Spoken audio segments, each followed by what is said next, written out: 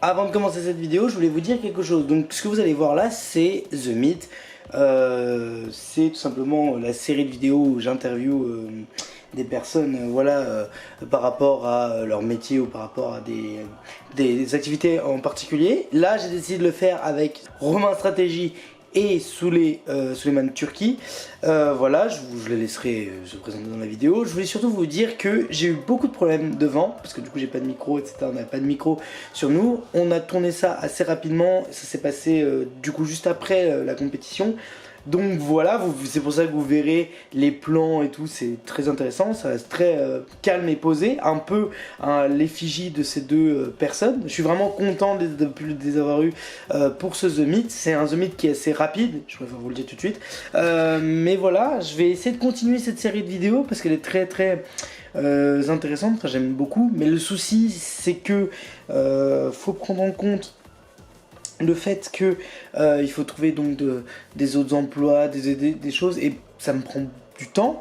Cette interview, elle a été écrite en une nuit, voilà, donc évidemment elle n'est pas très longue, et voilà, c'est pour ça que c'est un The Meet qui est assez différent des deux premiers. T'as vu, c'est un peu moins travaillé entre guillemets, et ça m'a pris, l'interview n'a duré que 11 minutes, je sais pas au rush final ça va donner combien. Voilà, j'ai essayé de supprimer le bruit de vent au maximum, j'espère vraiment que ça sera assez. Et puis bien, je vous souhaite une bonne vidéo, et surtout je vous conseille de vraiment la regarder en entière, c'est très inspirant. Voilà, moi je vous fais des gros bisous, suivez-moi sur Instagram parce que je suis très actif là-dessus, beaucoup moins sur YouTube bien évidemment, mais je suis quand même un peu actif, mais voilà, surtout sur Instagram. J'espère que vous allez aimer cette vidéo, si c'est le cas, bah, n'hésitez pas à mettre le pouce bleu, etc. Je vous fais des bisous, et c'est parti, let's go!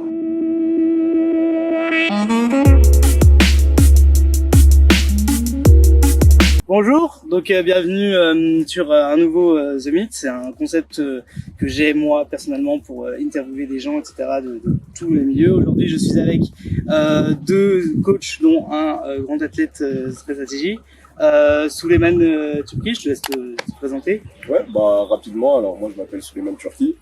Tout le monde m'appelle Souley, j'ai 23 ans aujourd'hui d'ailleurs, c'est mon anniversaire. Ah bah oui, anniversaire. Et puis voilà, ça fait maintenant 7 ans et demi que je pratique la force athlétique, un peu plus de 6 ans que je fais de la compétition. Donc voilà, je suis en équipe de France en junior moins de 83 kg. Et actuellement je prépare les championnats du monde. Et du coup, avec on a créé ensemble cette stratégie, notre groupe de coaching en fait. Et puis voilà. Bah oui, parce que du coup j'ai à côté de moi aussi Romain Lefebvre. Du coup, est-ce que tu peux te... Alors moi j'ai un palmarès beaucoup plus modeste que Souley. Non, moi je suis plus sur le coaching. Ça fait 5 ans que je pratique la force athlétique, et j'ai commencé à coacher, je sais pas, de toute façon en même temps qu'on a commencé sans stratégie. Ouais, ça serait 2020. Donc ouais. plus tu t'identifies plus comme coach et toi plus comme athlète, ou est-ce que... Non, franchement le coaching ça a quand même une part vraiment importante dans ma vie. Et puis enfin mine de rien, j'ai commencé à coacher en indépendant en 2018 avant de rejoindre France en 2020.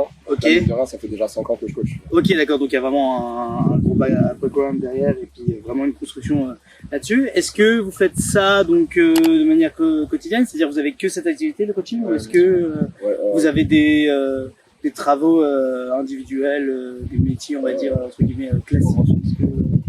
Est-ce que du coup c'est vraiment... on a la chance la chance, la vérité, mais oui, bien sûr. on a la chance de pouvoir vivre de notre coaching.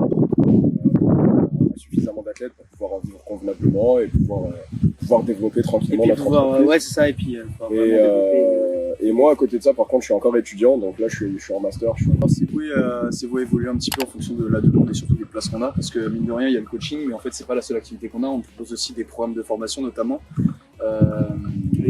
des programmes d'entraînement, etc. Donc c'est un peu plus global, et on essaie de garder un nombre de places limité forcément pour réussir à accompagner et que ce soit pas injuste, tu vois, parce qu'on serait pas capable clairement de gérer. C'est pas le but, c'est pas... Ouais, c'est ce que j'allais dire, le but c'est pas de faire une usine, c'est vraiment de faire quelque chose de personnel et quelque chose Ouais, bien sûr. guider.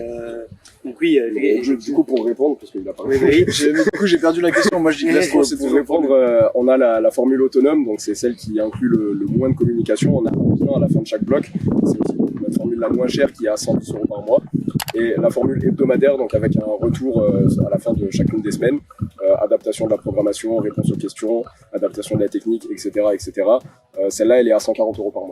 avec Ok, des d'accord. entretiens en visio et ça, c'est une, je On dirais que c'est une est formule champion. qui est beaucoup plus, C'est très qui est complet, beaucoup en plus adaptée pour les athlètes ouais. de haut niveau Ouais, et ouais. ceux qui veulent vraiment. Ouais, ceux qui veulent vraiment ouais. pousser C'est quelque ça, parce chose. qu'il y a et des qui- pratiquants plus loisirs qui ont Ouais, des c'est ça, budgets bien plus sûr. limités, tu vois, les Ouais. étudiants qui font ça juste pour le plaisir. Ouais, voilà, c'est ce que j'allais dire. Et puis, C'est ça. tout en sachant à ne pas se blesser, etc. Ouais, bien C'est- sûr, ouais, voilà, c'est C'est ça.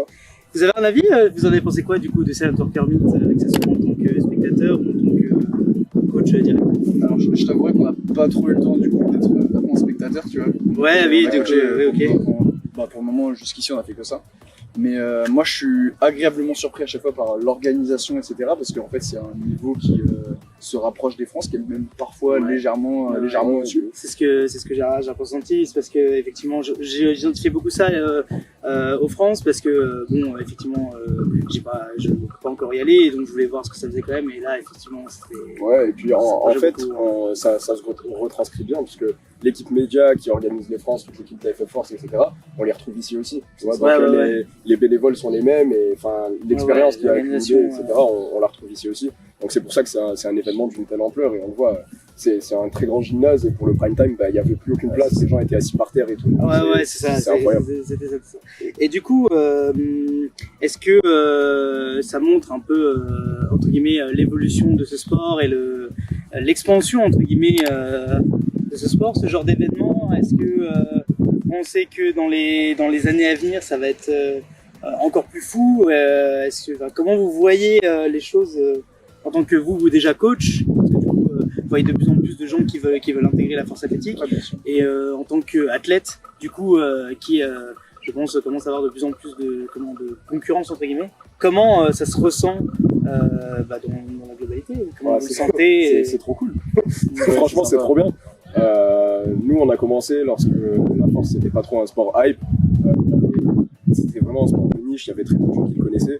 Maintenant, grâce notamment aux influenceurs, donc Panam, et derrière, ça se retranscrit sur des événements comme ça, ou même des gens qui sont pas trop dans le milieu, bah, ils viennent voir et ils kiffent le spectacle, etc. Ouais, tu vois. c'est ça. Donc ça montre bien que ça va dans le bon sens. Et les compétitions sont de plus en plus professionnelles. Les athlètes se préparent de mieux en mieux, donc le niveau il monte. Et chacun est acteur à sa petite échelle, et c'est pour ça que ça avance dans la bonne direction.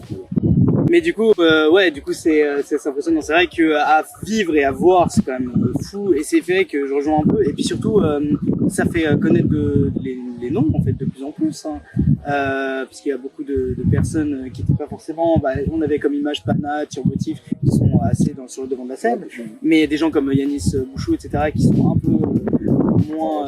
Il est pas Ouais, très moins médiatisé. En fait. Voilà, et finalement, on commence de plus en plus à les connaître. Si je prends l'exemple des mondes de cette année, pour moi, parce que bon, j'ai pas pu suivre celle de l'année dernière, mais cette année, je trouve qu'il y avait vraiment quelque chose. Si on revient sur les 66 kilos, là, c'est la première fois je pense, ressentait qu'il y avait une grosse concurrence derrière, qu'il devait vraiment se battre à fond. Les 83, ça a dû faire un peu pareil. Donc, En 2021, il a eu un gros match, c'est pas là, ça se jouait jusqu'au Ouais. dernier quart. ah bah oui. Mais du coup, voilà, et là vraiment, on sent qu'il va y avoir de plus Bien en sûr. plus d'athlètes et de plus en plus, et même d'un côté aussi coaching. Du coup, ça veut dire que les gens commencent à connaître ce sport, commencent à connaître les règles qu'il doit y avoir, et donc s'ils veulent se spécialiser là-dedans, on leur permet de voir aussi qu'il peut y avoir encore de la progression, qu'il y a encore des choses à aller chercher, et donc ça commence à venir. Puis le progrès en force, en fait, c'est beaucoup plus tangible, c'est très chiffré. On peut traquer 1 milliard de données. Et du coup, on voit concrètement le progrès. Et c'est quelque chose qu'on retrouve pas forcément en musculation. Oui, c'est ça. Non mais bon, moi, à titre personnel, je suis vraiment déjà content de faire ce genre de rencontres, de faire ce genre de choses, et puis c'est vraiment intéressant. Là, ce week-end, c'était vraiment c'était très inspirant, et ça donne envie, même pas forcément que en ayant la volonté de vouloir être forcément athlète de haut niveau, juste d'être présentateur ou juste de traîner dans ce milieu. Je trouve ça que c'est quand même incroyable. Donc voilà, ça donne beaucoup de force, et puis vous êtes aussi beaucoup présent sur les réseaux, etc. Donner beaucoup de tips avec du coup vos podcasts.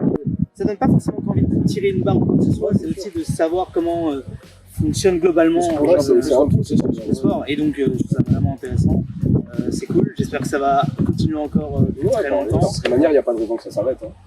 Est-ce que une annonce peut-être en open, est-ce que tu comptes continuer à concourir après les juniors rester Non, j'arrête le sport. Ah ok. Bon, voilà, c'est fait, c'est dit. Non, bah là, concrètement, si je sors à un total compétitif au championnat du monde en septembre, c'est un total qui sera compétitif au niveau national en open. Donc il n'y a pas de raison que ça se passe mal. Je ne dis pas que je vais choper une sélection internationale dès ma première saison ou quoi, parce que la concurrence est rude en moins de 83. Bien sûr. Mais concrètement, je pense que j'aurais pas à rougir de mes perfs. Oui. Et on va tout donner, on va faire en sorte que... Oui, c'est toujours la même chose, on fait en sorte de se placer le plus haut possible en fonction des conditions. Donc là, surtout là, ce serait ta première année en open. C'est ça. Il y a encore tranquillement. En open, t'as la marge jusqu'à la mort. Voilà, donc bon, après là en open, il y a eu des très beaux trucs. Hein. Ouais, bien sûr. Je pense à au moins 93, je pense Kaiko avec ses 2,30 au bench, je pense à comment il s'appelle, Jésus Oliveira avec ses 4,55. Olivares, Jésus Oliveira à chaque fois. Et oui, mais après c'est vrai que voilà, et puis en open, encore une fois, il y a encore bien sûr. Et puis mine de rien, en France, en 83 kilos, on a Yanis, on a Guillaume Parizeau, on a Valentin Cure, on a Thomas Chaplizi, on a moi. Donc tu vois, ça fait déjà 5 athlètes qui vont à plus de 750 de total, sachant que le minimum monde en Open 83, il est à 760. Tu vois, je trouve que dans ce sport, en vrai, la France, on s'en sort quand même vraiment pas mal. Et c'est fou parce que même si on pouvait penser qu'on pourrait être à la traîne au niveau de la médiatisation et tout, bah, finalement, on a quand même, on commence à avoir des très gros athlètes, et c'est pour France de toute manière. Et voilà. Moi j'ai fini. Voilà, je vais vous laisser parce que tu vas voir Exact aussi. Merci beaucoup d'avoir participé à ça. Et puis je vous laisserai aller voir, je mettrai dans la description du coup pour si ça vous intéresse le coaching. Voilà. Je vais pas dire ça parce qu'ils sont là, mais j'ai une force. Il a le couteau sous la main. il y a une amie qui est chez moi et on voit les progrès. Il y a vraiment des choses qui sont intéressantes. Je vous conseille quand même d'aller checker. Voilà, je vous laisse chercher votre Uber. Et puis, je vous souhaite une bonne journée. Et puis, rentrez bien. Et puis, ça me fait super plaisir. Merci beaucoup.